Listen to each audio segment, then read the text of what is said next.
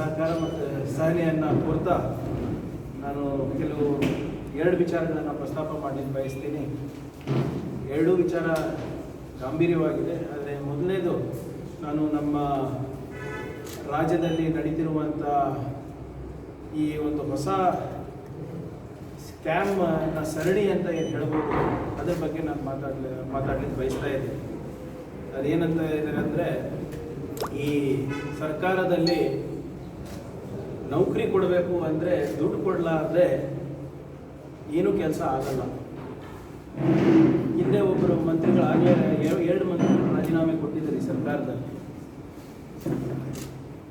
ನಮ್ಮ ಕರ್ನಾಟಕದ ಯುವತಿಯರಿಗೆ ನೌಕರಿ ಬೇಕು ಅಂದರೆ ಮಂಚ ಹಚ್ಚಬೇಕು, ಯುವಕರಿಗೆ ನೌಕರಿ ಬೇಕು ಅಂದರೆ ಲಂಚ ಕೊಡಬೇಕು. ಇದು ಲಂಚ ಮಂಚದ ಸರ್ಕಾರ ಆಗಿಬಿಟ್ಟಿದೆ.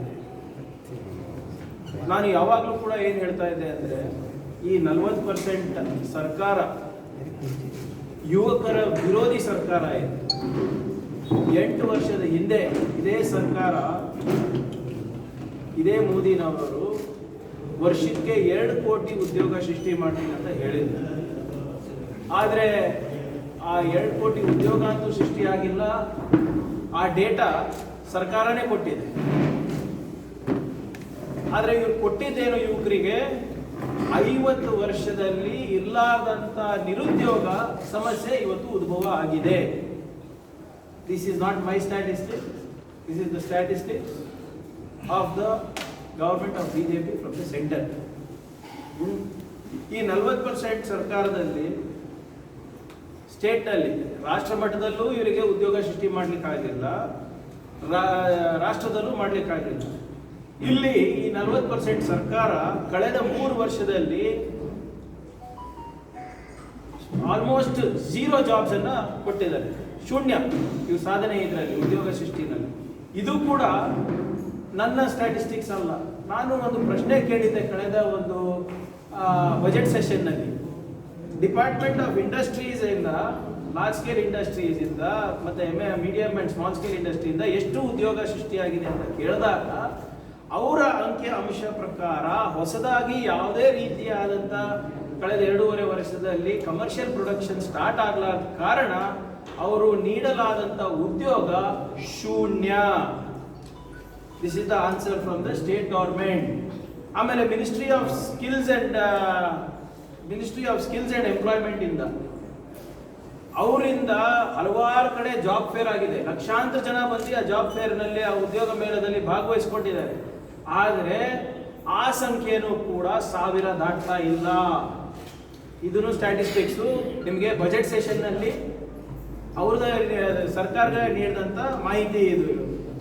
ಆಮೇಲೆ ವಿಶೇಷವಾಗಿ ಖಾಸಗಿನಲ್ಲಿ ಕೆಲಸ ಸಿಗ್ತಾ ಇಲ್ಲ, ಆಯ್ತಪ್ಪ ಏನೇನೋ ಬೇರೆ ಬೇರೆ ಕಾರಣಗಳು ಇರ್ಬೋದು, ಅದಕ್ಕೆ ಅದನ್ನ ವಿಶ್ಲೇಷಣೆ ಮಾಡೋಕ್ಕಾಗ್ತದೆ. ಇವತ್ತು ಸರ್ಕಾರದಲ್ಲಿ ಇರುವಂಥ ವೇಕೆನ್ಸಿಗಳು ಇವರಿಗೆ ತುಂಬಕ್ಕೆ ಯಾಕೆ ಸಾಧ್ಯ ಆಗ್ತಾ ಇಲ್ಲ?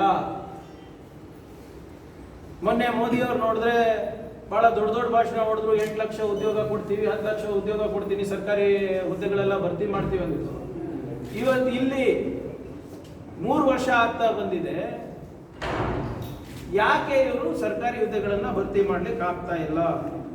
ಯಾವಾಗ ಭರ್ತಿ ಮಾಡಲಿಕ್ಕೆ ಒಂದು ಪ್ರಯತ್ನ ಮಾಡ್ತಾರೆ, ಅವಾಗೆಲ್ಲ ಒಂದೊಂದು ಹಗರಣಗಳು ಹೊರಗೆ ಬರ್ತಾ ಇದೆ. ಯಾಕೆ ಇವರು ಇಷ್ಟು ಯುವಕರ ಭವಿಷ್ಯದ ಜೊತೆ ಚೆಲ್ಲಾಟ ಆಡ್ತಾ ಇದ್ರೆ ಗೊತ್ತಾಗ್ತಾ ಇಲ್ಲ. ಯಾಕಂದ್ರೆ ಒಂದು ಸರ್ಕಾರಿ ನೌಕರಿ ಮಾಡಬೇಕಂತ ನಿರೀಕ್ಷೆ ಇಟ್ಟಿರುವಂತ ಯುವಕರು ಯಾರು? ಬಡವರು, ಲೋವರ್ ಇನ್ಕಮ್ ಗ್ರೂಪು ಮತ್ತೆ ಮಧ್ಯಮ ವರ್ಗದವರು. ಯಾರು ಶ್ರೀಮಂತರ ಮಕ್ಕಳು ಬಂದು ನಾನು KPSC ಬರೀಬೇಕು, ಕರ್ನಾಟಕ ಎಜುಕೇಶನ್ ಎಕ್ಸಾಮಿನೇಷನ್ ಅಥಾರಿಟಿನಲ್ಲಿ ನಾವು ಇದು ಆಗಬೇಕು, KPTCL ಆಗಬೇಕು, PC ಆಗಬೇಕು ಅಂತ ಯಾರು ಬಯಸೋದಿಲ್ಲ. ಆರ್ಥಿಕವಾಗಿ ಹಿಂದುಳಿದ ಜನರು ಈ ಸರ್ಕಾರಿ ಹುದ್ದೆಗಳಿಗೆ ಬಯಸ್ತಾರೆ. ಯಾಕಂದ್ರೆ ಎಲ್ಲೋ ಒಂದು ಕಡೆ ಒಂದು ಉದ್ಯೋಗದ ಭದ್ರತೆ ಸಿಗುತ್ತೆ ಅಂದ್ಬಿಟ್ಟು ಅವ್ರು ಮಾಡ್ತಾರೆ. ಅವರು ಪ್ರಾಮಾಣಿಕವಾಗಿ ಓದ್ತಾರೆ, ಲಕ್ಷಾಂತರ ರೂಪಾಯಿ ಖರ್ಚು ಮಾಡಿಬಿಟ್ಟು ಕೋಚಿಂಗ್ ಸೆಂಟರ್ಗಳಿಗೆ ಹೋಗ್ತಾರೆ, ಲಕ್ಷಾಂತರ ರೂಪಾಯಿ ಖರ್ಚು ಮಾಡಿಬಿಟ್ಟು ಅವರಿಗೆ ಅವ್ರ ಮಕ್ಕಳಿಗೆ ಓದಿಸ್ತಾರೆ. ನಾನು ಪ್ರಾಮಾಣಿಕವಾಗಿ ಹೇಳ್ತಾ ಇದ್ದೀನಿ, ನಮ್ಮ ಚಿತ್ತಾಪುರ್ನಲ್ಲಿ, ಬೇರೆ ಕಡೆ ಎಲ್ಲ, ನಮ್ಮ ಕಲಬುರಗಿ ಗ್ರಾಮೀಣದಲ್ಲೆಲ್ಲ ನೋಡಿದಾಗ ಒಬ್ಬ ಕುಟುಂಬದಲ್ಲಿ ಒಬ್ಬ ಯುವಕ ಓದ್ತಾರೆ ಅಥವಾ ಯುವತಿ ಓದ್ತಾರೆ ಅಂದರೆ ಆ ಇಡೀ ಕುಟುಂಬ ಬೇರೆ ಬೇರೆ ಏನೇ ಕೆಲಸ ಇದ್ರು ಅದನ್ನ ಬಿಟ್ಬಿಟ್ಟು ಆ ಯುವಕರಿಗೆ ಓದಿಸ್ತಾರೆ. ಎಷ್ಟೊಂದು ಸಂಗತಿಗಳಿದೆ. ಹೊಲ ಹಣ ಇಟ್ಟಿದ್ದಾರೆ, ಒಡವೆ ಹಣ ಇಟ್ಟಿದ್ದಾರೆ, ಹೊಲ ಮಾರಿದ್ದಾರೆ, ಡಬಲ್ ಕೆಲಸ ಮಾಡ್ತಾರೆ. ಬೆಳಿಗ್ಗೆ ಒಂದು ಕೆಲಸ ಮಾಡ್ತಾರೆ, ಸಂಜೆಗೆ ಒಂದು ಕೆಲಸ ಮಾಡ್ತಾರೆ. ಯಾಕಂದ್ರೆ ಅವರ ಮಕ್ಕಳಿಗೆ ಒಂದು ಉದ್ಯೋಗದ ಭದ್ರತೆ ಸಿಗಲಿ ಸರ್ಕಾರಿ ನೌಕರಿ ಮುಖಾಂತರ ಅಂದ್ಬಿಟ್ಟು ಅವ್ರು ಮಾಡ್ತಾರೆ. ಆದ್ರೆ ಇವತ್ತು ಆಗಿದ್ದೇನೆ ಈ ಸರ್ಕಾರದಲ್ಲಿ ಪ್ರತಿಯೊಂದು ಹುದ್ದೆನೂ ಕೂಡ ಇವತ್ತು ಮಾರಾಟಕ್ಕಿಟ್ಟಿದ್ದಾರೆ ಇವರು. ಇದು ನಾನು ಹೇಳ್ತಾ ಇಲ್ಲ, ಸ್ವತಃ ಸರ್ಕಾರ ಹೇಳ್ತಾ ಇದೆ. ನೋಡಿ, ಇದು SDA ನೇಮಕಾತಿ. SDA ನೇಮಕಾತಿನಲ್ಲಿ ಏನಂತ ಹೇಳ್ತಾ ಇದ್ದಾರೆ, ಅದು ದ್ವಿತೀಯ ದರ್ಜೆ ಸಹಾಯಕ SDA 1323 ಹುದ್ದೆಗಳ ನೇಮಕಾತಿಗೆ 2021ರ ಸೆಪ್ಟೆಂಬರ್ 19ರಂದು ನಡೆದಿದ್ದ ಪರೀಕ್ಷೆಯಲ್ಲಿ ಅಭ್ಯರ್ಥಿಗಳು ಬ್ಲೂಟೂತ್ ಪರಿಕರ ಮತ್ತು ಮೈಕ್ರೋಫೋನ್ ಬಳಸಿ ಅಕ್ರಮ ನಡೆಸಿರುವುದು ವಿಚಾರಣೆಯಲ್ಲಿ ದೃಢಪಟ್ಟಿದೆ. ಅದಕ್ಕೆ ಕಾರ್ಯದರ್ಶಿ KPSC ಅವರು ಏನ್ ಹೇಳ್ತಾರೆ, ವಿಚಾರಣೆ ಮುಂದುವರೆದಿದೆ, ಪೂರ್ಣಗೊಂಡ ಬಳಿಕ ಇನ್ನೆಷ್ಟು ಅಭ್ಯರ್ಥಿಗಳನ್ನು ಡಿಬಾರ್ ಮಾಡುತ್ತೇವೆ, ಎಷ್ಟು ಮಂದಿ ಎಂದು ಈಗಲೇ ಹೇಳಲು ಸಾಧ್ಯವಿಲ್ಲ. ಈಗ ಬರೇ 3 ಜನ ಡಿಬಾರ್ ಆಗಿರೋದು ಇದರಲ್ಲಿ, ಇನ್ನ ಎಷ್ಟು ಮಂದಿ ಇದ್ದಾರೆ ಅಂತ ಅವರಿಗೆ ಗೊತ್ತಿಲ್ಲ ಅಂತೆ. ಇದು ನನ್ನ ಹೇಳಿಕೆ ಅಲ್ಲ. ನಾವೇನಾದ್ರೂ ಹಿಂಗ್ ಕೊಟ್ಟ ತಕ್ಷಣ ನಮ್ಮ CBI ನೋಟಿಸ್ ಕೊಡ್ತಾರೆ, CID ನೋಟಿಸ್ ಕೊಡ್ತಾರೆ. ಸರ್ಕಾರದವರು ಅಸಮರ್ಥ ಸರ್ಕಾರ. ಇದು ನಿಮ್ಮ ಇಲಾಖೆ, ನಿಮ್ಮ ಸರ್ಕಾರದ ಅಧಿಕಾರಿಗಳ ಹೇಳಿಕೆ. ಅಭ್ಯರ್ಥಿಯೊಂದಿಗೆ ಇದು ಈಗ ಎಲ್ಲ ಮಾಧ್ಯಮದವ್ರ ಫೇವರೇಟ್ ಟಾಪಿಕ್ ಇದು PSI ಅದ. ಅಭ್ಯರ್ಥಿಯೊಂದಿಗೆ 50 ಲಕ್ಷಕ್ಕೆ ಒಪ್ಪಂದ, DGIGP ಕಚೇರಿಗೂ ನಂಟು, ಮೊದಲ ಕಂತಿನಲ್ಲಿ 45 ಲಕ್ಷ ಪಾವತಿ. ಇದು ಕೂಡ ಮಾಧ್ಯಮದಲ್ಲಿ ಬಂದಿದೆ. ಇದು ಕೂಡ ಸರ್ಕಾರ ತನಿಖೆಯಲ್ಲಿ FIR ನಲ್ಲಿ ಚಾರ್ಜ್ ಶೀಟ್ ಅಲ್ಲಿ ಬರ್ದಿರೋದು. ಸಚಿವ ಪ್ರಭು ಚವ್ಹಾಣ್ ರಾಜೀನಾಮೆಗೆ ಆಗ್ರಹ. ಆಪ್ತ ಜ್ಞಾನದೇವ ಜಾಧವ್ ವಿರುದ್ಧ ವಂಚನೆ ಪ್ರಕರಣ. ಪಶುಸಂಗೋಪನೆ ಇಲಾಖೆಯಲ್ಲಿ ನೌಕರಿ ಕೊಡಿಸುವುದಾಗಿ ಹೇಳಿ C ಮತ್ತು D ಗ್ರೂಪಿನ 93 ಹುದ್ದೆಗಳಿಗೆ ಆಯ್ಕೆ ಪಟ್ಟಿ ಸಿದ್ಧಪಡಿಸಿರುವುದು ಪಶುಸಂಗೋಪನೆ ಇಲಾಖೆ ಆಯುಕ್ತರ ಮತ್ತು ಪಶುಸಂಗೋಪನೆ ಸಚಿವರ ಸಹಿಗಳನ್ನು ನಕಲಿ ಮಾಡಿರುತ್ತಾರೆ. ಜ್ಞಾನದೇವ ಜಾಧವ್ ಅಂದ್ಬಿಟ್ಟು ಪ್ರಭು ಚವ್ಹಾಣ್ ಅವರಿಗೆ ಕನ್ನಡ ಕಲಿಸ್ಲಿಕ್ಕೆ ಬಂದಿದ್ದಾರಂತೆ. ಏನ್ ಸರ್, ಕನ್ನಡ ಕಲಿಸ್ಲಿಕ್ಕೆ ಪ್ರಭು ಚವ್ಹಾಣ್ ಅವ್ರು ಕನ್ನಡ ಕಲ್ತರೋ ಇಲ್ಲೋ, ಬಟ್ ಜ್ಞಾನದೇವ್ ಮಾತ್ರ ಈ 40% ಸರ್ಕಾರದ ಆಗು ಹೋಗುಗಳು ಮತ್ತೆ ಅವರ ಕಾನೂನುಗಳನ್ನು ಬೇಗ ಕಲ್ತ್ಬಿಟ್ಟ, ಅವರ ವಶಕ್ಕೆ ಪಡೆದಿದ್ದಾರೆ. ನೀವು ನಾನು ಹೇಳೋದಲ್ಲ, ನಿಮ್ಮ ಸರ್ಕಾರ ಮೊನ್ನೆ ಒಂದು ಚಾರ್ಜ್ ಶೀಟ್ ಮಾಡಿದೆ RD ಪಾಟೀಲ್ ಈ PSI ಹಗರಣದ. ಓಪನ್ ಆಗಿ ಹೇಳ್ತಾ ಇದ್ದಾನೆ, ನಾನು FDA, SDA, PC, AE, JE, PWD ನಲ್ಲಿರುವಂತಹ ಎಲ್ಲಾ ಪೋಸ್ಟ್ಗಳಿಗೆ ನಾನು ಸಹಕಾರ ಮಾಡಿದ್ದೀನಿ ಅಭ್ಯರ್ಥಿಗಳಿಗೆ ಮೋಸ ಮಾಡಲಿಕ್ಕೆ. ಅದ್ಯಾಕೆ ಸ್ವಾಮಿ ಇನ್ನ ತನಿಖೆ ಆಗ್ತಾ ಇಲ್ಲ ಅದು? ಇದೇ ನಿಟ್ಟಿನಲ್ಲಿ ಒಂದು ಹೊಸದು ಬೇರೆ ಸ್ಟಾರ್ಟ್ ಆಗಿದೆ. ಇನ್ನ ಬಹಳಷ್ಟಿದೆ. ಎಂಪ್ಲಾಯ್ಮೆಂಟ್ ಅಂಡ್ ಟ್ರೈನಿಂಗ್ ನಲ್ಲಿ ಏನೇನಾಗಿದೆ, ಮತ್ತೆ ನಿಮ್ಮ ಅಸಿಸ್ಟೆಂಟ್ ಪ್ರೊಫೆಸರ್ದಲ್ಲಿ ಏನೇನಾಗಿದೆ ಅದೆಲ್ಲ ನಾನು ವಿಷಾತ್ರ ಮಾಡ್ಲಿಕ್ಕೆ ಹೋಗಲ್ಲ ಈಗ. ಆದ್ರೆ ಈ ಪ್ರಮುಖವಾಗಿ ಆಗ್ತಾ ಇರೋದು ಏನಪ್ಪಾ ಅಂದ್ರೆ, ಇದೇ ಜನವರಿ 24, 2022ರಲ್ಲಿ Karnataka power transmission company limited ಅವರೇನು ರಿಕ್ರೂಟ್ಮೆಂಟಿಗೆ ಕಾಲ್ ಫಾರ್ ಮಾಡ್ತಾರೆ. ಯಾವ ರಿಕ್ರೂಟ್ಮೆಂಟಿಗೆ? JE ಮತ್ತೆ AE. ಎಷ್ಟು ಹುದ್ದೆಗಳು? ಸಹಾಯಕ ಇಂಜಿನಿಯರ್ ವಿದ್ಯುತ್ 505 ಹುದ್ದೆಗಳು, ಸಹಾಯಕ ಇಂಜಿನಿಯರ್ ಸಿವಿಲ್ 28, ಕಿರಿಯ ಇಂಜಿನಿಯರ್ ವಿದ್ಯುತ್ 570, ಕಿರಿಯ ಇಂಜಿನಿಯರ್ ಸಿವಿಲ್ 29, ಕಿರಿಯ ಸಹಾಯಕ 160. ಒಟ್ಟು 1492 ಹುದ್ದೆಗಳು, 1492.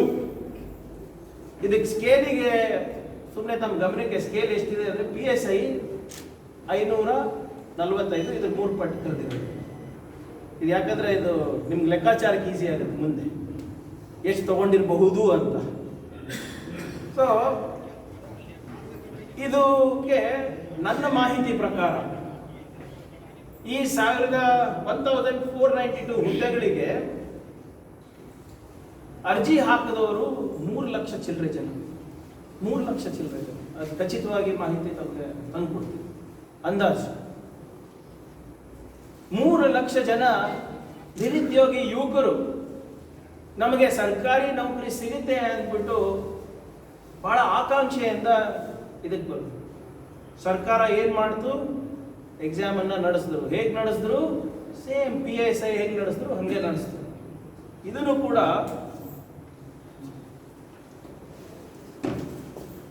ಮಾಹಿತಿ ಬಹುಶಃ ತಮಗೆಲ್ಲರಿಗೂ ಇದೆ ಅಂತ ನಾನು ಭಾವಿಸ್ತಾ ಇದ್ದೀನಿ. KPTCL ಪರೀಕ್ಷೆಯಲ್ಲೂ ಅಕ್ರಮದ ಸಂಚು, ಬಿಗಿ ಭದ್ರತೆ. ಸಂಚು ಅಂತ ಅಂದ್ರೆ ಆ ಸಂಚಿನ ಬಗ್ಗೆ ಮಾಹಿತಿ ಇತ್ತು ಸರ್ಕಾರಕ್ಕೆ ಅಂತ ಪೇಪರ್ನಲ್ಲಿ ಬರೆದಿದೆ. KPTCL ಪರೀಕ್ಷೆಗೂ ಅಕ್ರಮ ಶಾಕ್. ಬೆಳಗಾವಿ ತಂಡ ಕಲಬುರಗಿಯಲ್ಲಿ ಸಕ್ರಿಯ. ಬ್ಲೂಟೂತ್ ಮೊಬೈಲ್ ಸಂಖ್ಯೆ ಸಮೇತ CIDಗೆ ಸುಳಿವು. ಅಂದ್ರೆ ಅವರಿಗೆ ಒಂದು ಮೊಬೈಲ್ ನಂಬರ್ ಸಿಕ್ಕಿದೆ. ಆ ಮೊಬೈಲ್ ನಂಬರು ಕಲಬುರಗಿನಲ್ಲಿ ಯೂಸ್ ಮಾಡ್ತಾರೆ.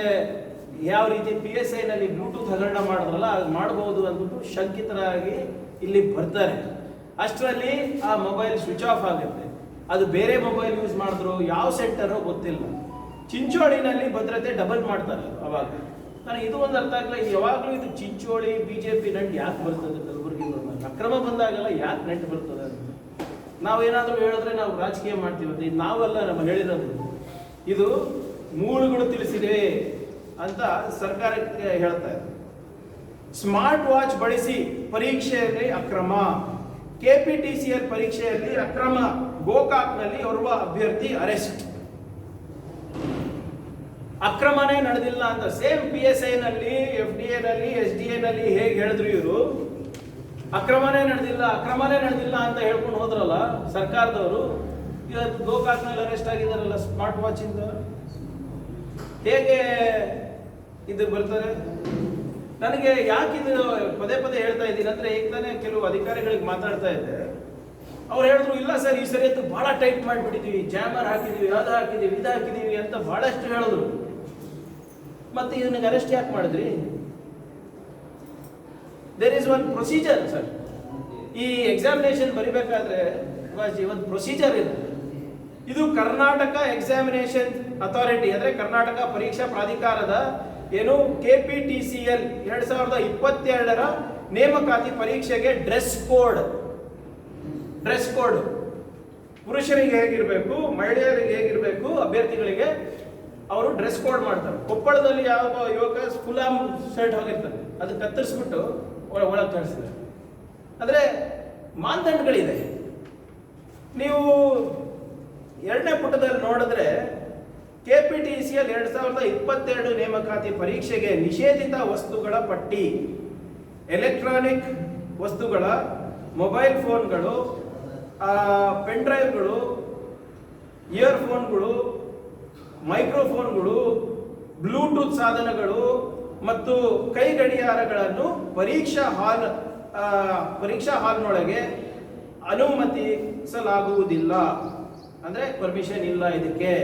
ಮತ್ತೆ ಈ ಹುಡುಗ ಗೋಕಾಕ್ನಲ್ಲಿ ಒಂದು 21 ವರ್ಷದ ಹುಡುಗ, ಆ ಯುವಕ, ಅವನು ಹೇಳ್ತಾ ಇದ್ದಾನೆ, ನಾವು ಫೋನ್ ಇದು ಸ್ಮಾರ್ಟ್ ವಾಚ್ ತಗೊಂಡು ಹೋಗಿದ್ದೆ, ಅದು ಯಾವುದೋ ಒಂದು ಅದರಲ್ಲಿ ಕ್ಯಾಮ್ರಾ ಇದೆ, ನಾನು ಫೋಟೋ ತೆಕ್ಕೊಂಡು ನಾವು ಹೊರಗಡೆ ಇರುವಂತ ಕೆಲವು ಯಾರು ಜಾಕೀಸ್ ಅಂತ ಇವ್ರೇನು ಹೇಳ್ತಾರೆ, ಅಂದ್ರೆ ಬೇರೆ ಸವಾರಿ ಮಾಡೋದು, ಅವ್ರಿಗೆ ನಾವು ಕಳಿಸಿದ್ವಿ. ಯಾರು ಇವ್ರು ಪ್ರಶ್ನೆ ಕಳಿಸ್ತಾರೆ, ಅವ್ರು ಉತ್ತರ ಕಳಿಸ್ಕೊಡ್ತಾರೆ ವಾಪಸ್ಸು ನಮಗೆ. ಅವಾಗ ನಾವು ಬರಿತಾ ಇದ್ವಿ ಅಂತ. ಈಗ ನನ್ನ ಪ್ರಶ್ನೆ, does it not amount to paper leak? ಈಗ ಒಂದು ಕ್ವಶನ್ ಪೇಪರು ರೂಮಿಂದ ಪರೀಕ್ಷಾ ಕೇಂದ್ರದಿಂದ ಹೊರಗೆ ಹೋದ್ರೆ ಅದು ಲೀಕ್ ತಾನೆ? ಕಾನೂನು ಏನು ಹೇಳುತ್ತೆ? ಪರೀಕ್ಷಾ ಕೇಂದ್ರಗಳಿಂದ ಹೊರಗೆ ಬಂದ್ರೆ ಪೇಪರ್ ಲೀಕ್ ಅಂತ ನಾವು ಕನ್ಸಿಡರ್ ಮಾಡಿಬಿಟ್ಟು ನಾವು ಮರುಪರೀಕ್ಷೆ ಮಾಡಬೇಕಾಗುತ್ತೆ ಅಂತ. ಮತ್ತೆ ಇದು ಮರುಪರೀಕ್ಷೆ ಮಾಡ್ತಾರಾ? ಇದು ಹೇಗಾಯ್ತು? ಹೊರಗಡೆ ಈಗ ಆ ವ್ಯಕ್ತಿಗೆ ಯಾರಿಗೆ ಕ್ವಶನ್ ಪೇಪರ್ ಕಳಿಸಿದ್ದಾರೆ ಅವ್ರು ಬೇರೆ ಕಡೆ ಕೊಟ್ಟಿಲ್ಲ ಅಂತ ಏನು ಗ್ಯಾರಂಟಿ? ಅವ್ರು ಬೇರೆ ಎಕ್ಸಾಮಿನೇಷನ್ ಸೆಂಟರ್ಸಿಗೆ ಕಳಿಸಿಲ್ಲ ಅಂತ ಏನು ಗ್ಯಾರಂಟಿ? ಬೇರೆಯವ್ರ ಜೊತೆ ಅವ್ರು ರೆಂಟ್ ಇಲ್ಲ ಅಂತ ಏನು ಗ್ಯಾರಂಟಿ? ಮತ್ತೆ ಇದನ್ನ ಯಾವ ರೀತಿ ಸರ್ಕಾರ ಪರಿಗಣಿಸ್ತಾ ಇದೆ? ಯಾಕೆ ಇದ್ರ ಬಗ್ಗೆ ಯಾರು ಮಾತಾಡ್ಲಿಕ್ಕೆ ತಯಾರಿಲ್ಲ? ಆಸ್ ಯೂಶುವಲ್ ಗೌರ್ಮೆಂಟ್ ಏನ್ ಮಾಡ್ತು ಇದೆ, ಯಾವಾಗ ಈ ಕೆಲವು ಅಭ್ಯರ್ಥಿಗಳು ಸರ್ಕಾರಕ್ಕೆ ಮನವಿ ಮಾಡಿದಾಗ ಹಿಂಗೆ ಅಕ್ರಮ ನಡೆದಿದೆ ಅಂದ್ರೆ ಏನ್ ಅಕ್ರಮ ನಡೆದಿಲ್ಲ ಅಂತ ಪಾಪ ಅಭ್ಯರ್ಥಿಗಳಿಗೆಲ್ಲ ದೂರ ಓಡಿಸ್ತು. ಯಾವಾಗ ಇದು ಅರೆಸ್ಟ್ ಆಯ್ತು ಅವಾಗ ಗೌರ್ಮೆಂಟ್ ಎಚ್ಚೆತ್ಕೊಂಡಿದೆ. ಮತ್ತೆ ಇದು PSI ಹಗರಣದಲ್ಲೂ ಹಿಂಗೆ, ಯಾವಾಗ ಅಭ್ಯರ್ಥಿಗಳು ಬೀದಿಗಿಳಿದ್ರು, ಥ್ರೆಟನ್ ಮಾಡಿದ್ರು ಗೌರ್ಮೆಂಟಿಗೆ, ಆವಾಗ ಎಚ್ಚೆತ್ಕೊಂಡ್ರು. 3 ಲಕ್ಷ ಜನ ಸ್ವಾಮಿ, 3 ಲಕ್ಷ ಯುವಕರ ಬದುಕು ಜೊತೆ ಚಲ್ಲಾಟ ಆಡ್ತಾ ಇದ್ರಲ್ಲ ಈ ಸರ್ಕಾರ. ನಾಚಿಕೆ ಬರ್ತಾ ಇಲ್ವಾ ನಿಮಗೆ? ನನ್ನ ಮಾಹಿತಿ ಏನಿದೆ ಅಂದ್ರೆ, ನನಗೆ ಆಸ್ಪಿರೆಂಟ್ಸ್ ಕೆಲವು ಜನ ಬಂದು ಭೇಟಿಯಾದಾಗ ಏನ್ ಹೇಳಿದ್ರು, ಒಂದೊಂದು JE ಪೋಸ್ಟ್ಗೆ 30 ಲಕ್ಷ ತಗೊಂಡಿದ್ದಾರೆ. AE ಪೋಸ್ಟ್ಗೆ ಬಹುಶಃ 50 ಲಕ್ಷ ತಗೊಂಡಿರಬಹುದು ಅಂತ ಅವ್ರ ಅನುಮಾನ. 1492 ಪೋಸ್ಟ್ಗಳಲ್ಲಿ 600ಕ್ಕಿಂತ ಹೆಚ್ಚು ಪೋಸ್ಟ್ಗಳು ಮಾರಾಟ ಆಗಿದೆ ಅಂದ್ಬಿಟ್ಟು ಅವರು ಸಂಶಯ ವ್ಯಕ್ತಪಡಿಸ್ತಾ ಇದ್ದಾರೆ. ಇದು ಯಾಕೆ ಈ ಅಂಕಿಅಂಶಗಳು ಹೇಳಿದೆ ಅಂದ್ರೆ, ಈಗ ಸ್ವಲ್ಪ ಕ್ಯಾಲ್ಕುಲೇಟ್ ಮಾಡಿ. Let us take base figure as 600, base figure as 50. ಎಷ್ಟಾಯ್ತ್ರಿ? 300 ಕೋಟಿ. ನನಗೆ ಆಶ್ಚರ್ಯ ಏನಂದ್ರೆ, ಯಾರೀ ಜನ, ಈ ಮಧ್ಯವರ್ತಿಗಳು, ಅವರು ಈ ಸರ್ಕಾರಕ್ಕೆ 40% ಕೊಟ್ರೆ ನಾವು ಏನಾದ್ರೂ ಮಾಡ್ಬೋದು ಅಂತ ತೀರ್ಮಾನಕ್ಕೆ ಬಂದ್ಬಿಟ್ಟಿದಾರಲ್ಲ. PSI ಇನ್ವೆಸ್ಟಿಗೇಷನ್ ಇನ್ನ ನಡೀತಾ ಇದೆ. ಒಬ್ಬ IPS ಆಫೀಸರ್ ಅರೆಸ್ಟ್ ಆಗಿದ್ದಾರೆ. ಬೇರೆ ಒಂದು ಭ್ರಷ್ಟಾಚಾರ ಕೇಸ್ನಲ್ಲಿ IAS ಆಫೀಸರ್ ಅರೆಸ್ಟ್ ಆಗಿದ್ದಾರೆ. ಆದ್ರೂ ಕೂಡ ಈ ಮಧ್ಯವರ್ತಿಗಳಿಗೆ ಇಷ್ಟು ಧೈರ್ಯ ಇದೆ ಅಂದ್ರೆ, ಈ ಸರ್ಕಾರ ಎಷ್ಟು ಮಟ್ಟಕ್ಕೆ ತನಿಖೆ ನಡೆಸುತ್ತೆ ಅವ್ರ ಮೇಲೆ, ಎಷ್ಟು ಭಯ ಇದೆ ಸರ್ಕಾರದ ಬಗ್ಗೆ ಅಂತ ಇದರಲ್ಲಿ ಎದ್ದು ಕಾಣುತ್ತೆ. ಅವ್ರು ಏನು ಮಾಡಕ್ ಸಾಧ್ಯ ಇಲ್ಲ. ಈ ಸರ್ಕಾರ ಅಸಮರ್ಥಕ ಸರ್ಕಾರ, ಅಸಮರ್ಥ ಇವರು. ಯಾವುದೇ ರೀತಿಯಾದಂತ ತನಿಖೆ ನಡೆಸುವ ಕೆಪಾಸಿಟಿ ಇವರಿಗಿಲ್ಲ. ಯಾಕಂದ್ರೆ ನಾವು ಸಿಕ್ಕಾಕೊಂಡ್ರೆ ಅವರು ಇದಾರೆ ಇದರಲ್ಲಿ, ನಾವೇನು ಮಾಡೋದಿಲ್ಲ, ಬೇಕಾಗಿಲ್ಲ, ಅವರೇ ಇದನ್ನ ತನಿಖೆಯನ್ನ ಮುಚ್ಚಾಕ್ತಾರೆ ಅಂತ ಮನಸ್ಥಿತಿಗೆ ಬಂದ್ಬಿಟ್ಟಿದೆ. It shows that this government, if you pay 40% all corruption will be covered ಅಂತ ಗ್ರಾಂಟೆಡ್ ತಗೊಂಡ್ಬಿಟ್ಟಿದ್ದಾರೆ ಮಧ್ಯವರ್ತಿಗಳು ಸರ್ಕಾರಕ್ಕೆ. ನೀವು 40% ಕೊಟ್ರೆ ವಿಧಾನಸೌಧ ವ್ಯಾಪಾರ ಸೌಧ ಆಗುತ್ತೆ ಅಂದ್ಬಿಟ್ಟು ತೀರ್ಮಾನಕ್ಕೆ ಬಂದ್ಬಿಟ್ಟಿದ್ದಾರೆ ಮಧ್ಯವರ್ತಿಗಳು. ನೀವು 40% ಕೊಟ್ರೆ ಅಧಿಕಾರಿಗಳು ಕಣ್ಣು ಮುಚ್ಚಿ ನಿಮ್ಗೆ ಎಕ್ಸಾಮ್ ಬರೆಸ್ತಾರೆ.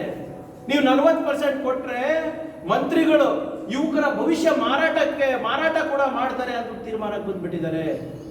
ನೀವು 40% ಕೊಟ್ರೆ ಗವರ್ಮೆಂಟ್ ವಿಧಾನಸೌಧನೂ ಮಾರಕ್ಕೆ ತಯಾರಿದ್ದಾರೆ. ಇದು ಹೇಗೆ ಆಗ್ತದೆ ಹೇಳಿ?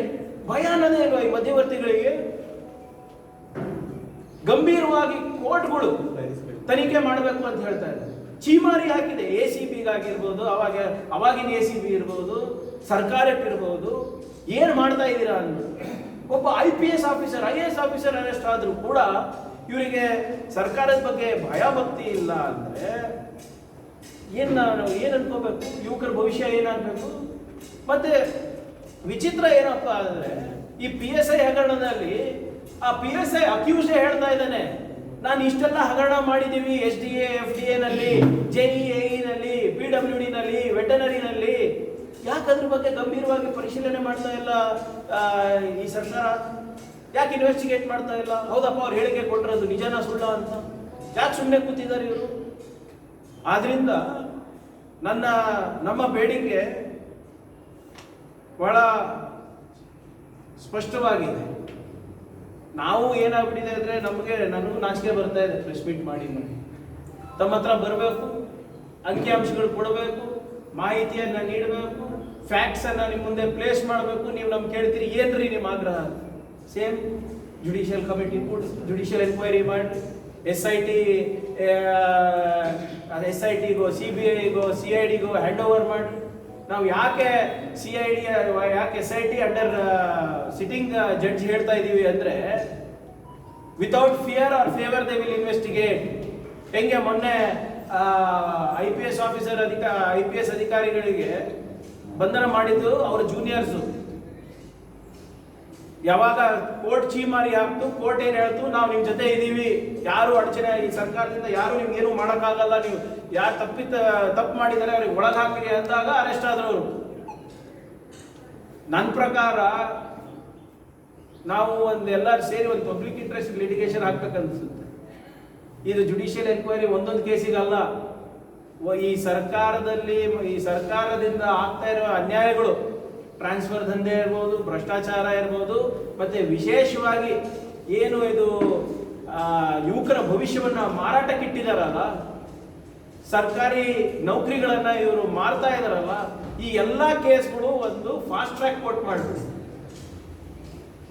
ಯಾಕಂದ್ರೆ ಇದು ಯಾಕೆ ಫಾಸ್ಟ್ ಟ್ರ್ಯಾಕ್ ಕೋರ್ಟ್ ಮಾಡ್ಲಿಕ್ಕೆ ಆಗ್ರಹಿಸ್ತಾ ಇದ್ದೀನಿ ಅಂದ್ರೆ, ಪ್ರಾಮಾಣಿಕವಾಗಿ ಬಂದಿರೋ ವ್ಯಕ್ತಿಗಳು ಏನಾಗಬೇಕು, ಅಭ್ಯರ್ಥಿಗಳು ಏನಾಗಬೇಕು.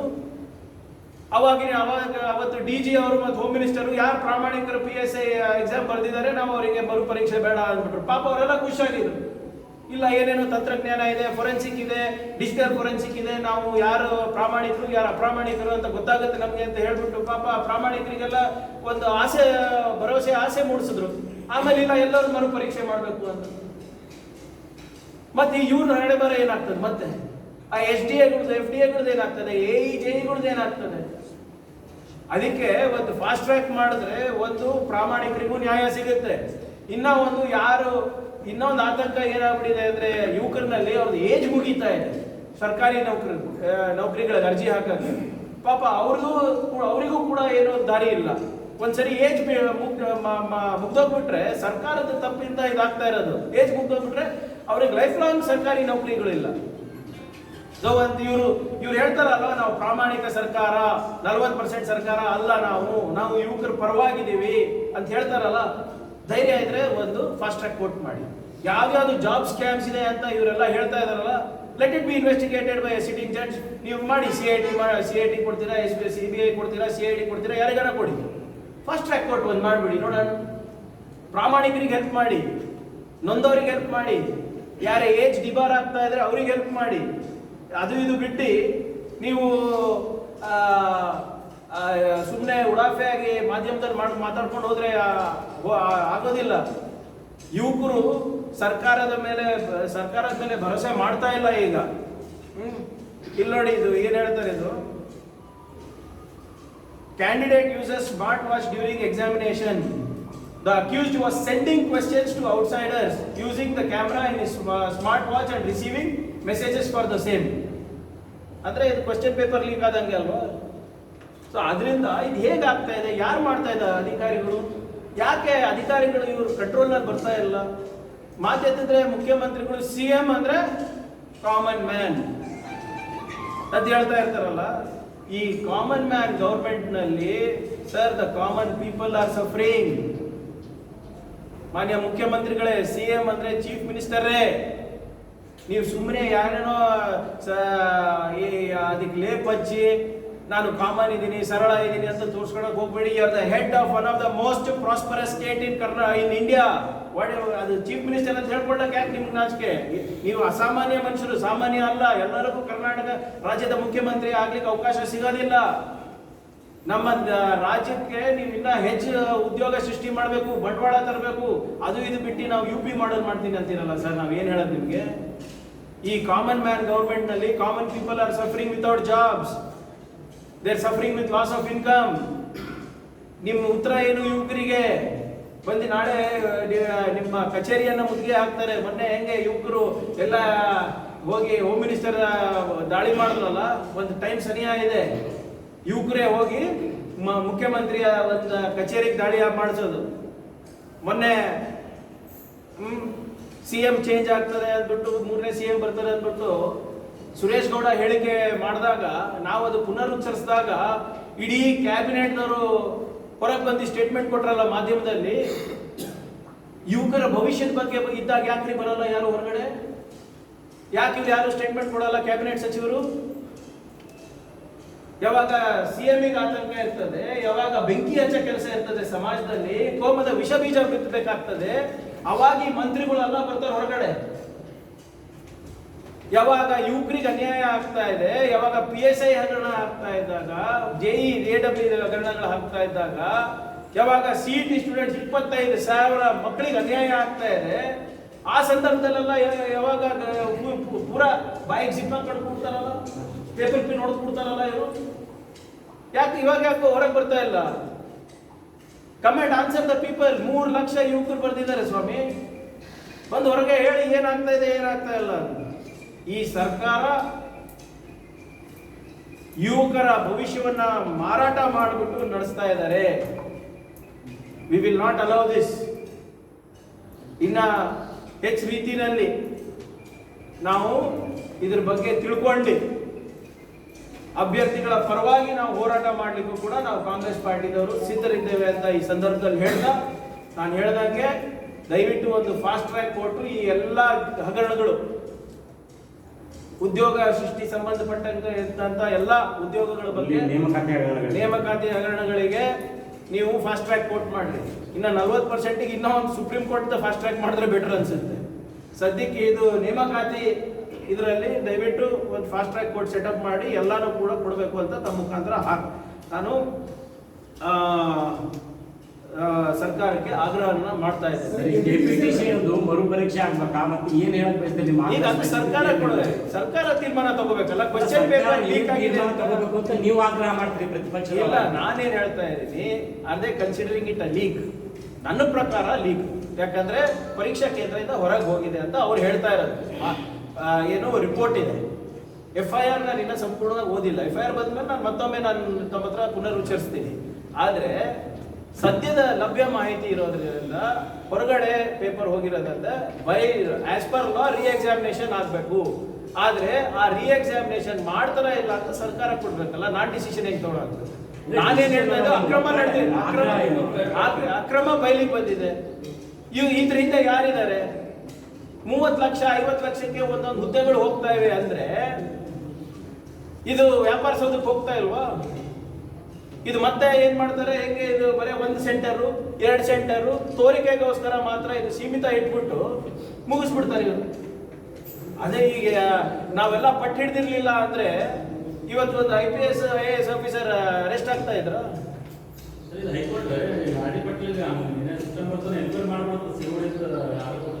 ಈಗ ಅದು ನನಗೆ ಸಂಪೂರ್ಣ ಇವತ್ತು ನಾನು ಪೇಪರ್ನಲ್ಲಿ ಓದಿದೆ.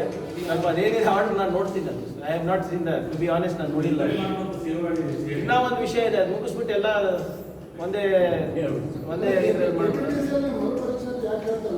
ಯಾವುದು sir? Sir, let government answer first.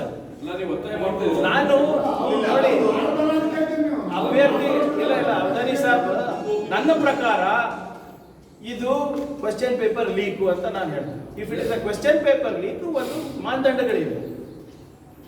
ಆ ಮಾನದಂಡಗಳು ಫಾಲೋ ಮಾಡ್ಬೇಕಂತ ನನ್ನ ವೈಯಕ್ತಿಕ ಅಭಿಪ್ರಾಯ. ಫಸ್ಟ್ ಅವ್ರಿಗೆ ಬಟ್ ಇದ್ರ ಬಗ್ಗೆ ಮಾತಾಡಕ್ಕೆ ತಯಾರಿಲ್ಲ ಇನ್ನ ಸರ್ಕಾರ. ಇದನ್ನ ಹೆಂಗೆ PSI ಫಾಲೋ ಅಪ್ ಮಾಡಿದೀವಿ, ಇದನ್ನ ಫಾಲೋ ಅಪ್ ಮಾಡ್ತೀವಿ, ಬಿಡೋದಿಲ್ಲ. ಪ್ಲಾನ್ ಮಾಡಿದ್ರು ಅಂತ ಆಲ್ರೆಡಿ CID ಅವರು ನಿಮ್ಗೆ ಇನ್ಫಾರ್ಮೇಶನ್ ಕೊಟ್ಟರು. ಬಟ್ ಇಲ್ಲಿವರೆಗೂ ಜಿಲ್ಲಾಡಳಿತ ಯಾಕೆ ಒಂದು ಕಂಪ್ಲೇಂಟ್ ಕೊಡೋಕೆ ರೆಡಿ ಆಗ್ತಾ ಇಲ್ಲ? ಇಲ್ಲ, ನನ್ನ ಮಾಹಿತಿ ಏನಿದೆ ಅಂದ್ರೆ ಮೇಲಿಂದ ಇಲ್ಲಿನ ಎಕ್ಸಾಮಿನೇಷನ್ ಕಂಡಕ್ಟಿಂಗ್ ಅಥಾರಿಟಿ ಯಾರಿದ್ದಾರೆ ಅವರಿಗೆ ಮಾಹಿತಿ ಕೊಟ್ಟಿದ್ರು, ಇಂಥ ಮೊಬೈಲ್ ನಂಬರ್ ಇಂದ ಇಂಥ ಅಕ್ರಮಗಳು ನಡೆಯೋ ಸಾಧ್ಯತೆ ಇದೆ ಅಂತ. ಅದಾದ್ಮೇಲೆ ನಾನು ಜಿಲ್ಲಾಡಳಿತದಲ್ಲಿ ಯಾರಿಗೂ ಮಾತಾಡಿಲ್ಲ. ಆದ್ರೆ ನನ್ನ ಮಾಹಿತಿ ಪ್ರಕಾರ ಏನಿದೆ ಅಂದ್ರೆ ಎಲ್ಲ ಇದಕ್ಕೂ ಏನೋ ಭದ್ರತೆಯನ್ನ ಡಬಲ್ ಮಾಡಿದ್ರು, ಜಾಮರ್ ಹಾಕಿದ್ರು, ಮೆಟಲ್ ಡಿಟೆಕ್ಟರ್ ಹಾಕಿದ್ರು ಅಂತ ಹೇಳ್ತಾ ಇದ್ದಾರೆ. ಆದ್ರೆ ಇಲ್ಲಿ ಇವ್ರು ಸಿಕ್ಕಾಕೊಂಡಿರೋದು CCTVಯನ್ನ ಪುನರ್ ಪರಿಶೀಲನೆ ಮಾಡಿದಾಗ ಸಿಕ್ಕಾಕೊಂಡಿರೋದು. ಅಂದ್ರೆ ಅಲ್ಲಿ ಲೋಕಲ್ ಅವ್ರು ಎಲ್ಲರೂ ಕೂಡ ಇದ್ರ ಜೊತೆ ಕೈವಾಡ ಇದೆ ಅಂತ ಅರ್ಥ ಆಯ್ತಲ್ವಾ? ಈ ಕಂಪ್ಲೇಂಟ್ಗಳು ಹೆಂಗ್ ಹೋಗುತ್ತೆ? ಯಾವಾಗ ಯಾರಾದ್ರೂ ಒಬ್ರು ಅಸಮಾಧಾನ ಇದ್ರೆ ಕಂಪ್ಲೇಂಟ್ ಹೋಗುತ್ತೆ. ಸೊ ಇಲ್ಲಿ ಮುಂದೆ ಏನೇನಾಗ್ತದೆ ನೋಡ್ಬೇಕು. ಬಟ್ ನೀವು ಹೇಳ್ದಂಗೆ ಅಕಸ್ಮಾತ್ ಇದು CID ಅವರೇ ಇನ್ಫಾರ್ಮೇಶನ್ ಕೊಟ್ಟಾಗ ಸೋಮೋಟೋ ತಗೋಬಹುದಲ್ವಾ? ಇಲ್ಲಿ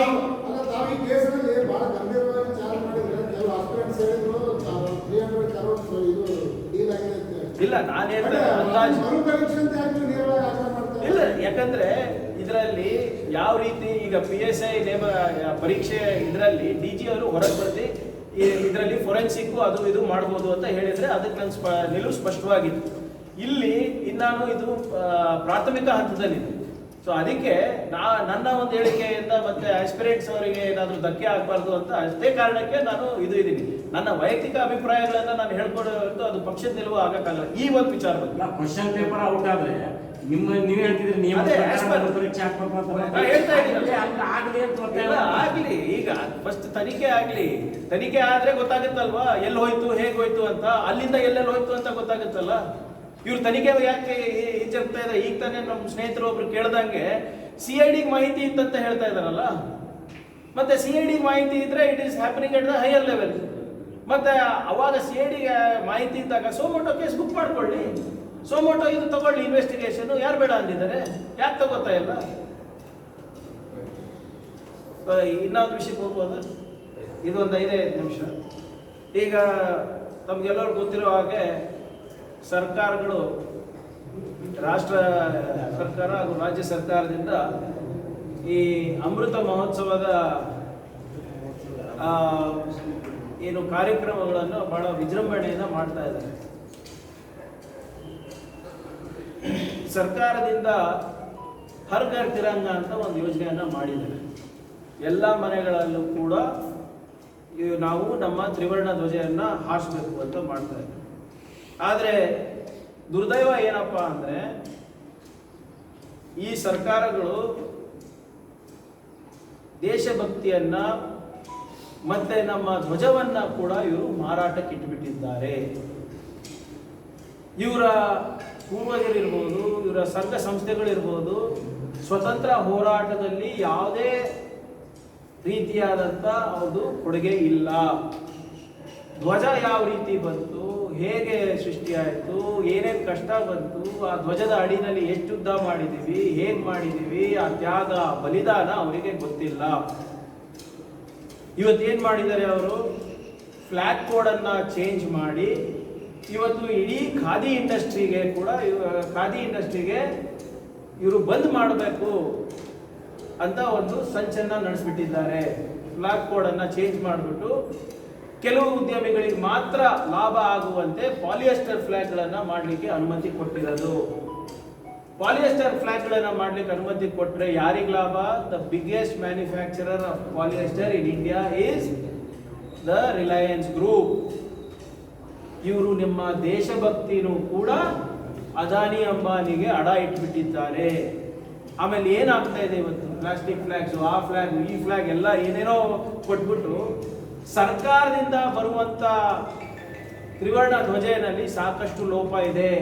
ಮಂಗಳೂರಿನಲ್ಲಿ ನೀವು ನೋಡಿದ್ರೆ ಅಶೋಕ ಚಕ್ರ ಒಂದ್ ಕಡೆ ಏನೋ ಒತ್ಬಿಟ್ಟಿದ್ದಾರೆ. ಒಂದ್ ಕಡೆ ಲೆಫ್ಟಿಗಿದೆ, ಇನ್ನೊಂದ್ ಕಡೆ ರೈಟಿಗಿದೆ, ಇನ್ನೊಂದ್ ಕಡೆ ಅದು ಚಕ್ರನೇ ಇಲ್ಲ, ಒಬ್ಲಾಂಗ್ ಆಗಿದೆ, ಮೊಟ್ಟೆ ಶೇಪ್ ಇದೆ. ಇನ್ನು ನಮ್ಮ ಹಾಸನ ಹೊಳೆ ನರಸೀಪುರದಲ್ಲಿ ಕೊಡ್ತಾ ಇರುವಂಥ ಮುನ್ಸಿಪಾಲಿಟಿ ಫ್ಲಾಗ್ನಲ್ಲಿ ಒಂದು ಎಕ್ಸ್ಟ್ರಾ ಏನೋ ಸ್ಯಾಫ್ರನ್ ಲೈನ್ ಇರೋದು, ಒಂದು ಎಕ್ಸ್ಟ್ರಾ ಒಂದು ವೈಟ್ ಲೈನ್ ಇರೋದು, ನಿಮ್ಮ ಗ್ರೀನ್ ಹಸಿರು ಕಟ್ ಮಾಡಿಬಿಟ್ಟಿರೋದು, ಕಂಪ್ಲೀಟ್ ಡಿಸ್ಟಾರ್ಷನ್ ಆಗಿಬಿಟ್ಟಿದೆ. ಕಂಪ್ಲೀಟ್ 40 ಫ್ಲಾಗ್ಸ್ ಇವತ್ತು ಸಿಗ್ತಾ ಇದೆ. ಮತ್ತೆ ಇವತ್ತು ಸರ್ಕಾರ ಮಾಡ್ತಾ ಇರೋದೇನಪ್ಪ ಅಂದ್ರೆ ಅಧಿಕಾರಿಗಳಿಗೆ ಅವರು ಸೇಲ್ಸ್ ಏಜೆಂಟ್ ಮಾಡಿಬಿಟ್ಟಿದ್ದಾರೆ ಈ ಧ್ವಜದ್ದು. BBMP-ನಲ್ಲಿ ಪ್ರತಿ ವಾರ್ಡಿಗೆ ನೀವು 15,000 ಮಾರಲೇಬೇಕು ಅಂತ ಟಾರ್ಗೆಟ್. ನಮ್ಮ ಗ್ರಾಮೀಣ ಪ್ರದೇಶದಲ್ಲಿ ತಹಸೀಲ್ ಆಫೀಸಿಂದ ಖರೀದಿ ಮಾಡಬೇಕು ಅಂತ ಕಡ್ಡಾಯ ಮಾಡಿದ್ದಾರೆ. ಖರೀದಿ ತಹಸೀಲ್ ಆಫೀಸಿಂದ ಮಾಡಿಬಿಟ್ಟು 22 ರೂಪಾಯಿಗೆ ಮಾರಬೇಕು ಅಂತ.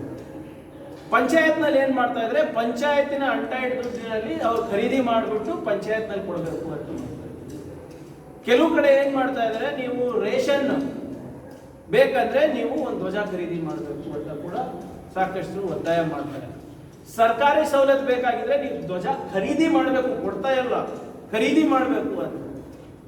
ನನಗೆ ಫೋನ್ ಮಾಡಿದ್ರು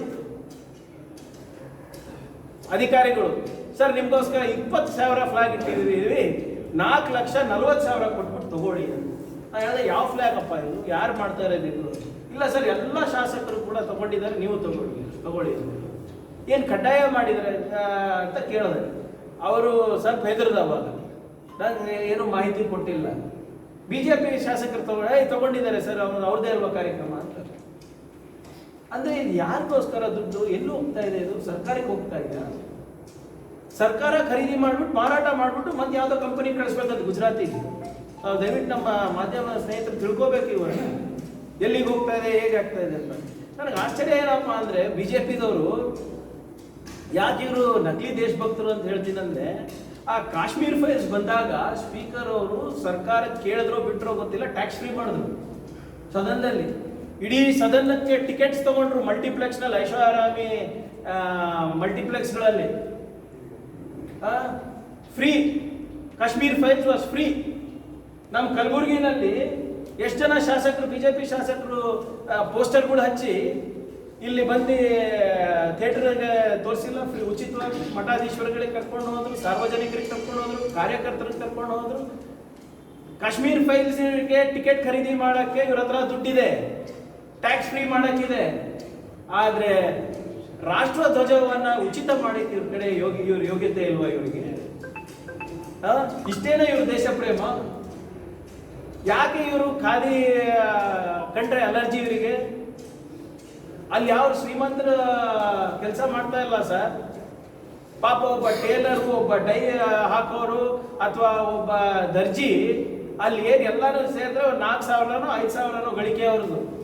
ಪಾಪ ಇಡೀ ಖಾದಿ ಇಂಡಸ್ಟ್ರಿ ಏನನ್ಕೋತು, ಈ ಮನ್ ಕಿ ಬಾತ್ ಮಾಡ್ತಾರಲ್ಲ ಪ್ರಧಾನಮಂತ್ರಿಗಳು, ಈ ಮನ್ ಕಿ ಬಾತ್ ಅಲ್ಲಿ ಖಾದಿ ತಗೋಬೇಕು, ಲೋಕಲ್ ಫಾರ್ ಲೋಕಲ್ ಅನ್ಕೊಂಡು ದೊಡ್ಡ ಮಾತಾಡ್ತಾರಲ್ಲ, ಇಂಡಸ್ಟ್ರಿನೇ ಬೂಸ್ಟ್ ಆಗ್ಬಿಡ್ತದೆ ಅನ್ಕೊಂಡು. ಈ ಹರ್ ಘರ್ ತಿರಂಗ ಅಂತ ನೀವು ಮಾಡಿದಾಗ ಅವರೆಲ್ಲ ಇಡೀ ಖಾದಿ ಈ ಕಾಟೇಜ್ ಇಂಡಸ್ಟ್ರಿದವರೇ ಖುಷಾದ್ರು. ಪ್ರಧಾನಮಂತ್ರಿ ಮೋದಿ ನಮ್ಮ ಜೊತೆ ನಿಂತಾರ, BJP ಅವರು ನಮ್ಮ ಜೊತೆ ನಿಂತಾರ.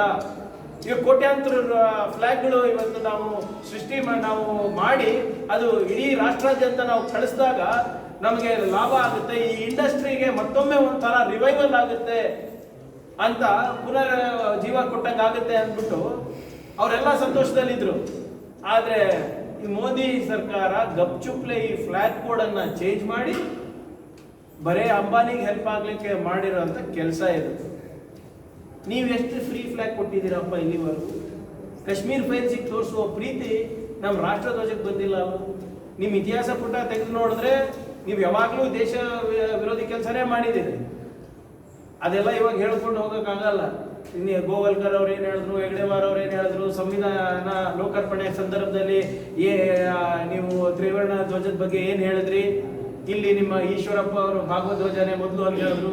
BC ನಾಗೇಶ್ ಅವರು ನಿನ್ನೆ ABVP ಫ್ಲಾಗ್ ಹಾಕಿದ್ರಂತೆ, ಇದ್ರ ಮೇಲೆ ರಾಷ್ಟ್ರ ಧ್ವಜದಕ್ಕಿಂತ ಮೇಲೆ ABVP ಹಾಕಿದ್ರು. ಇವರು ನಮ್ಮ ಎಜುಕೇಶನ್ ಮಿನಿಸ್ಟರ್ ಇಂಥ ಪಾಠ ಕಲಿಸ್ತಾರ ನಮ್ಮ ಯುವಕರಿಗೆ, ನಮ್ಮ ವಿದ್ಯಾರ್ಥಿಗಳಿಗೆ? ನಾಚಿಕೆ ಬರ್ಬೇಕ್ರಿ ನಿಮ್ಗೆ? ಏನ್ ನಿಮ್ಗೆ ಅಷ್ಟು ಅಭಿಮಾನನ ನಿಮ್ಮ ಇದ್ರ ಬಗ್ಗೆ? ಏನ್ ಎವ್ರಿಥಿಂಗ್ ಇಸ್ ಅಬೌಟ್ ದೇಶಕ್ಕಾಗಿ? ಅದೇನೋ ಸ್ಲೋಗನ್ ಇತ್ತಲ್ಲ ಸರ್ ಅವ್ರದ್ದು, ಮೋದಿಗಾಗಿ ದೇಶ, ಸಾರಿ ದೇಶಕ್ಕಾಗಿ ಮೋದಿ, ಮೋದಿಗಾಗಿ ನಾನು ಅಂತ. ಏನ್ ಅದು ಸ್ಲೋಗನ್ ಅಲ್ಲಿ ಏನು ಅರ್ಥ ಇದೆಯಾ? ಏನ್ ದೇಶಕ್ಕಾಗಿ ಏನು ಎಲ್ಲ ಮಾರಾಟ ಮಾಡಿಬಿಟ್ಟಿದ್ದಾರೆ, ನ್ಯಾಷನಲ್ ಫ್ಲಾಗು ಮಾರಾಟ ಮಾಡಿಬಿಟ್ಟಿದ್ದೀರಾ ನೀವು ಇದರಲ್ಲಿ. ಆದ್ರಿಂದ ನಮ್ಮ ಕಾಂಗ್ರೆಸ್ ಪಕ್ಷದ ವತಿಯಿಂದ ನಾವು ಒಂದು 10,000 ಫ್ಲಾಗ್ ಅನ್ನ ನಾವು ಬೇರೆ ಬೇರೆ ಇನ್ಸ್ಟಿಟ್ಯೂಷನ್ಸಿಗೆ ಮತ್ತೆ ನಮ್ಮ ಪ್ರಜ್ಞಾವಂತ ನಾಗರಿಕರಿಗೆ ಉಚಿತವಾಗಿ ನಾವು ಕೊಡುವಂತ ತೀರ್ಮಾನವನ್ನು ನಾವು ತೀರ್ಮಾನ ಮಾಡಿದ್ದೀವಿ. ಖಾದಿದು ಇರ್ಬೋದು ಅಥವಾ ಸಿಲ್ಕ್ ಇರ್ಬೋದು. ಯಾಕಂದ್ರೆ ಖಾದಿದು ಇಷ್ಟು ಬೇಗ ಎಲ್ಲೂ ಸಿಗ್ತಾ ಇಲ್ಲ, ಸ್ವಲ್ಪ ಕೊರತೆ ಇದೆ.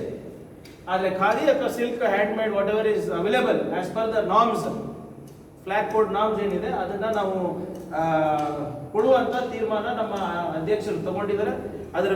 ಅದಕ್ಕೆ ನಾವು ತಮ್ಮ ಮುಖಾಂತರ ಆಗ್ರಹಿಸ್ತಾ ಇದ್ದೀವಿ. ಯಾರಿಗಾನ ನಮ್ಮ ನಾವು ಒಂದು ಪಟ್ಟಿ ಮಾಡ್ಕೊಂಡಿದ್ದೀವಿ, ಜಿಲ್ಲಾದ್ಯಂತ ತಾಲೂಕುವಾರು ಇರ್ಬೋದು ಅಥವಾ ಇಲ್ಲಿ ನಮ್ಮ ಸಿಟಿನಲ್ಲಿ ಗಣ್ಯ ವ್ಯಕ್ತಿಗಳಿರ್ಬೋದು, ಗಣ್ಯ ಇನ್ಸ್ಟಿಟ್ಯೂಷನ್ಗಳು ಇರ್ಬೋದು, ಯಾರು ನಮ್ಮ ಕಲಬುರಗಿ ಸಮಾಜದಲ್ಲಿ ಒಂದು ಸೌಹಾರ್ದತೆಯನ್ನು ಕೊಡ್ತಾ ಇದ್ದಾರೆ ಮತ್ತು ಯಾರು ಅವ್ರದಾದಂಥ ಒಂದು ಕೊಡುಗೆ ಇದೆ ನಮ್ಮ ಜಿಲ್ಲೆಗೆ, ಅವರಿಗೆಲ್ಲರಿಗೂ ಕೂಡ ನಮ್ಮ ಜಿಲ್ಲಾಧ್ಯಕ್ಷರು ಮತ್ತು ನಮ್ಮ ಯುವ ಕಾಂಗ್ರೆಸ್ ತಂಡದಿಂದ ಈ ಫ್ಲಾಗ್ ಅನ್ನ ಬಿಫೋರ್ 14th ನಾವು 10,000 ಫ್ಲಾಗ್ ಅನ್ನ ನಾವು ಡಿಸ್ಟ್ರಿಬ್ಯೂಟ್ ಅನ್ನು ನಾವು ಮಾಡ್ತೀವಿ. ಸೊ ಅದನ್ನ ಇವತ್ತು ಮುಂದೆ